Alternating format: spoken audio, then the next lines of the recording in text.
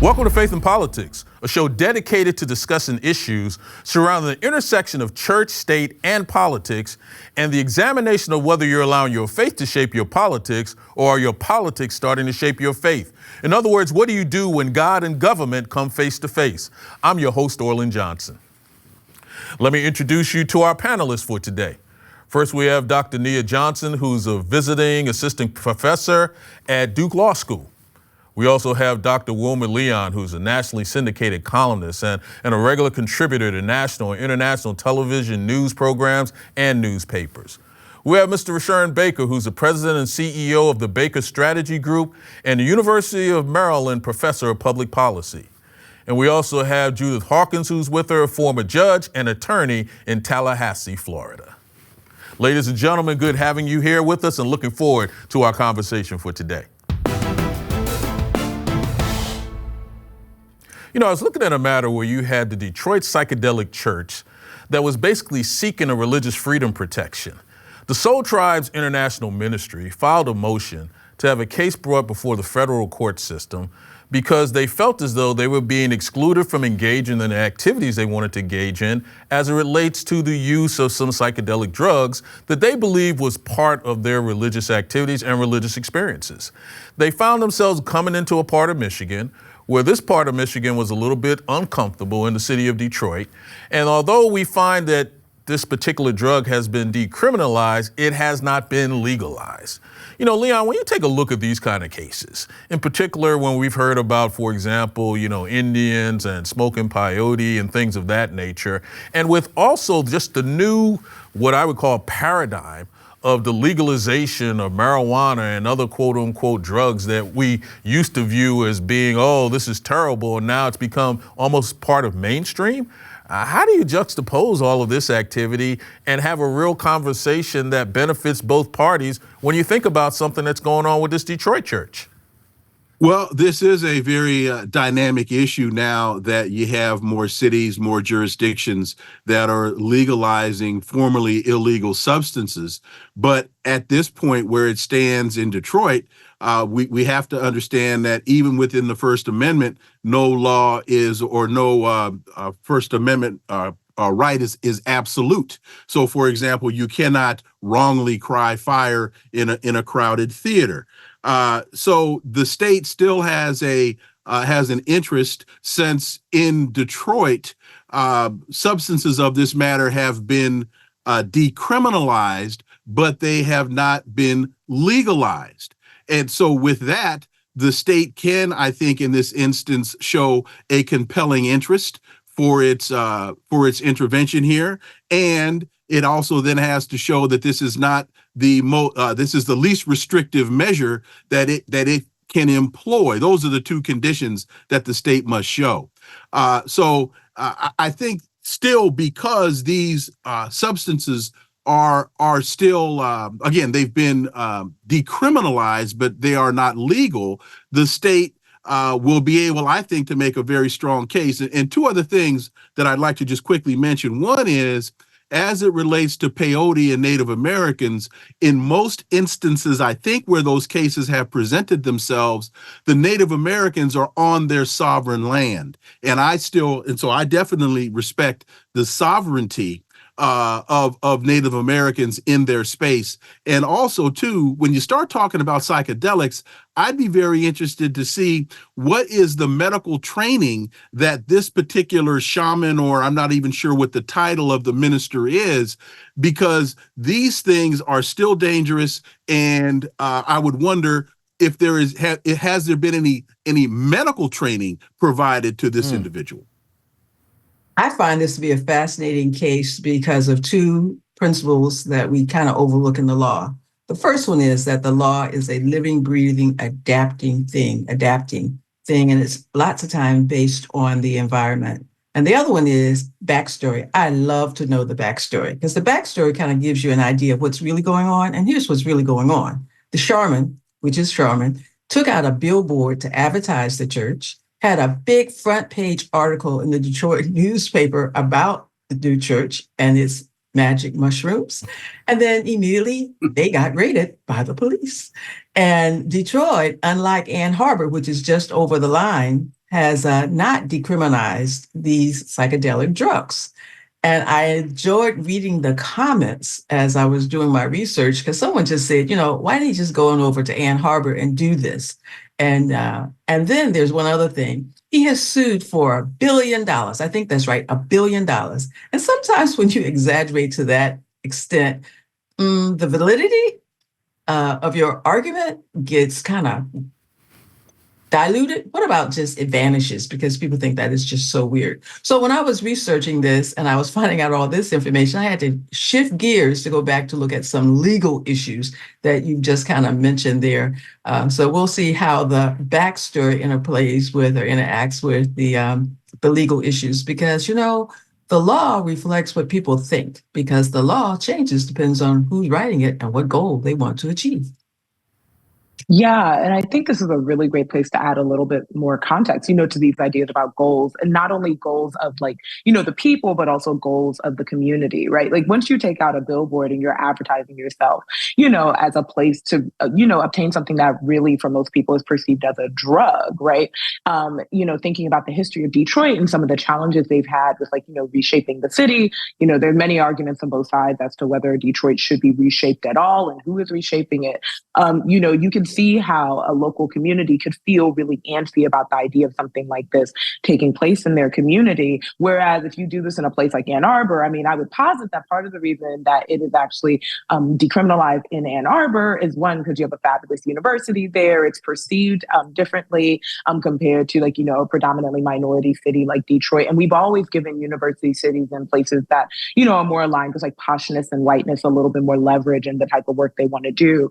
And also coming back to the point about, training to administer these type of drugs, I think it's really important to know that this is something that's arising in the medical community as well, and in the bioethics community, where many people are, exploring the range of psychedelics to help people with various different types of trauma, such as PTSD, folks who have survived war, people who have survived instances of assault. And so many people are thinking about these contours of how do we administer something that actually can help people ethically, but in the same breath, help people receive the treatment that they need. And there has been a lot of conversation and a lot of research on this idea of who is actually qualified to administer these type of drugs. And I think it's really worth noting that, religious spaces have had a lot of challenges with people who are not qualified trying to administer high-level treatments. Even when we think about the history of conversion therapy, right? Like people who are not qualified engaging in inhumane treatments in religious spaces under the guise of religious liberty.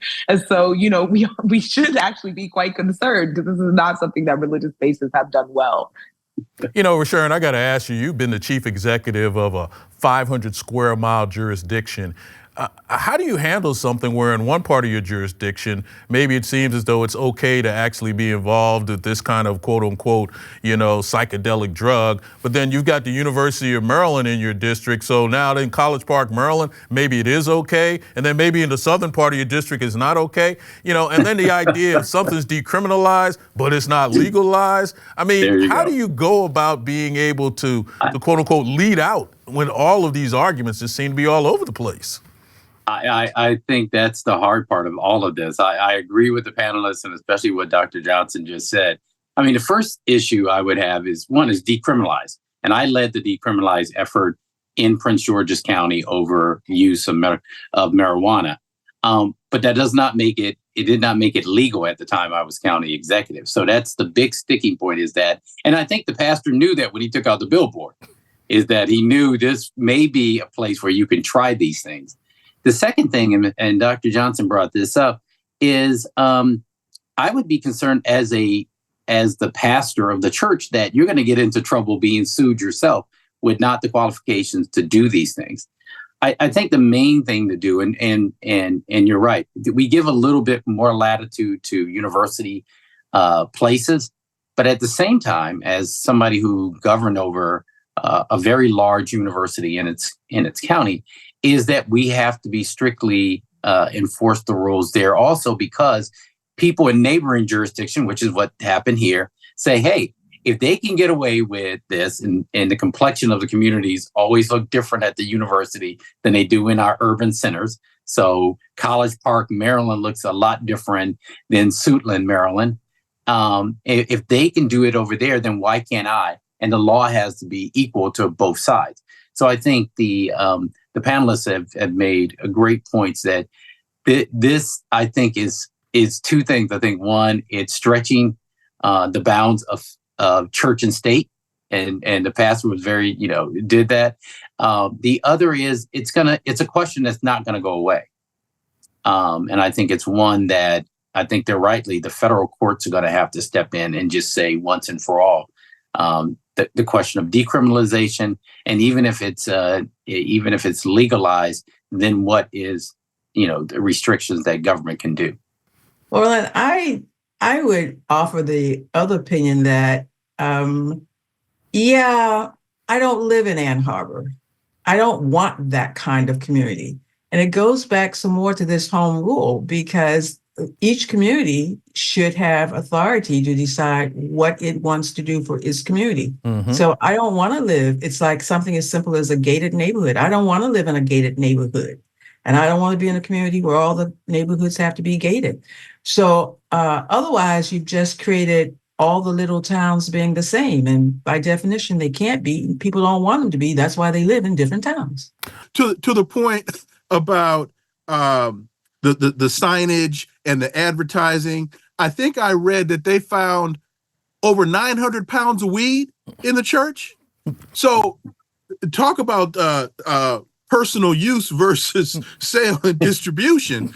That's a lot of weight. That's felony weight right there. So hold on just a moment. Let me correct your data on that.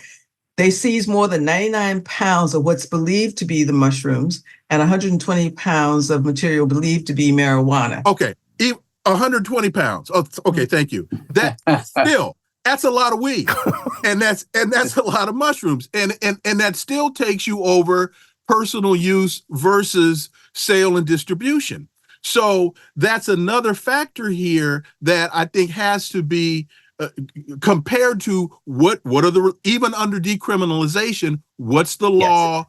And the state does seem to have a compelling interest here. It's also worth noting that, again, like with the gentrification of Detroit and some of the changes that we've seen, it's really powerful to note that this probably wouldn't have been the case 10 years ago, 15 years ago, 20 years ago, right? So we think about who is in Detroit now, right? Like, when do we welcome New Age medicine? When do we welcome, decriminalization of marijuana? We ought not be surprised this is happening under conditions where Detroit looks very different than what it looked like in the 1990s and the early 2000s, right? Like you can actually acquire that much of, shrooms or medical marijuana in a space, or, marijuana in a space. Whereas before, we had people who were being beaten down in cities like Detroit for carrying, the smallest amount they could carry. So, these racial distinctions aren't out the window either. Well, Nia, I'm going to have to let that be the last word on this, but when you start to take a look at, in particular, when a society starts to change and what was criminal last week is now no longer criminal, and then you think about people who are being incarcerated for long periods of time for an activity that now would not fall into that category, it calls into question, how does this society end up balancing all that out? There's a court case called St. Dominic Academy versus Makin. And in this case, you have Catholic schools that are in Maine that are finding themselves in a program which should be accessible education for rural families throughout the state and providing tuition assistance for that program. However, unfortunately, in 1982, there was a faith-based entity by the name of St. Dominic Academy that they were excluded from the program because, quote unquote, they are religious. Now, the Supreme Court came in and overturned a lot of this activity in Maine in 2022, but then Maine came back and amended the tuition assistance program under the guise of a human rights law to keep schools like St. Dominic from out of the program and unable to serve these families. So even though it looked as though Supreme Court came in with a specific decision, it seemed that the local jurisdiction itself now has decided that they're going to utilize their quote unquote, what I would call administrative or local legislative power to actually come to a different decision. Nia, when you take a look at a case like this, and especially one that's gone all the way up to the Supreme Court, and as someone who's teaching students to understand the concept of the law, it seems that there's a certain amount of confusion taking place here, where when you have a Supreme Court decision, is that truly the law of the land, or do you have states and other local jurisdictions that do have the ability to undermine? What are your thoughts on that? Well, I mean, we're a part of a country that allows for us to have that type of fluidity, right? Where your local government can create checks and balances and shape laws to actually, maybe be slightly out of step with maybe what the federal government would like. And we want to make sure that all of these things are working in harmony. But again, going back to what Judge Hawkins said earlier, that people want the right to be able to live in a certain type of community. I think it's really worth noticing that Maine is a historically blue state. And, we're not necessarily in a moment where states that are traditionally blue really align themselves with what many would call traditional religious values. Now, I think it's also worth noting that in a state like Maine or in other parts of New England, that this is a community that's very interested in protecting the rights of LGBT children specifically, in a nation where I believe I just read this morning that 23 states have passed anti-trans legislation when it comes to gender affirming care. So you have a kind of, interesting conflict here where you probably have a state trying to protect the population that is living there, where they may be moving there to say, hey, we want our LGBTQ kids to actually live a full life and to not, be in spaces where people are telling them that they are less than or telling them that they are going to hell because of who they are and what they believe. And that also impacts child development in some very profound ways. And so I think, and I've talked about this on this show before, obviously it's always challenging to balance these types of dynamics, but it's also worth noting that, the church has not done themselves any favors, right, with some of the ways that we have executed our ideologies and other ideologies around culture, moral panic, et cetera, et cetera. And so we may just be seeing the boomerang swing back around. I just don't think that, years ago, many institutions thought that the state and local government would actually start to reflect these values. And we're seeing that conflict here. No, that I agree with Dr. Johnson. I think the interesting dynamic in all of this, having not only served as a county executive in a very large county, but actually having served in the state legislature, you find that when the legislature goes to protect a certain class, and Dr. Johnson's right, that it's sometimes, especially when you're dealing with church-state issues and money, that once the Supreme Court made a decision about that, the legislature then said, okay, well, there is a narrow gap that we can propose a law that will get where we want and not be in violation of the Supreme Court order. And that's what you see is it's not just happening in places like Maine, it's happening throughout Virginia, for instance, on book bans and things of that nature. So that is going to happen. The thing I caution on both sides always, and especially the faith community, is when you accept federal dollars, whether it's state dollars or local dollars, know that you're opening yourself up to the broader community and the protections that the broader community applies to everybody, whether that be LGBTQ, whether that be people of different faith. So on the religious side, I always caution those who come in and say, hey, we want you to be a part of this, but just know that you've got to open that up to the broader community and the protections that we have afforded them. There are a couple other issues here that I really like knowing the backstory. So let's start with some backstory here in Maine. Maine is a strong, historically, anti-Catholic state. Yes. And as a result of that, this issue has been going on since back 1982. They've been fighting this issue since 1982. And Maine even allows the Catholic parents to send their children out of state with state money to boarding schools. But they do not want the Catholic schools to be able to use the money in state because they do not agree. Maine has historically not agreed with the Catholic religious point of view. And again, we cannot isolate the law from the community. And when you do, you're going to end up with the situations and the issues becoming more and more emotional as opposed to being legal and democratic.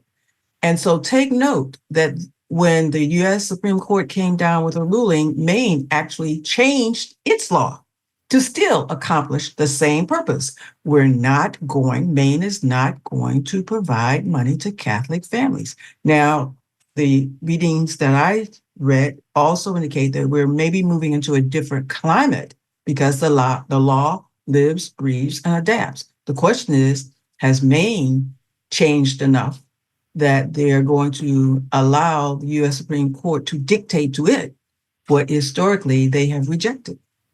And that Maine not being a Catholic state is an important historic point, because we know as the colonies were formed that some were Catholic. Maine being more, I think, Puritan. You don't, until you get down to Pennsylvania and get down to Maryland, is where you find your Catholicism being more prevalent. And I say this as a Catholic and as a child who was sentenced to do 1 to 12 years in Catholic school, and I had to serve all 12 because there was no probation or parole.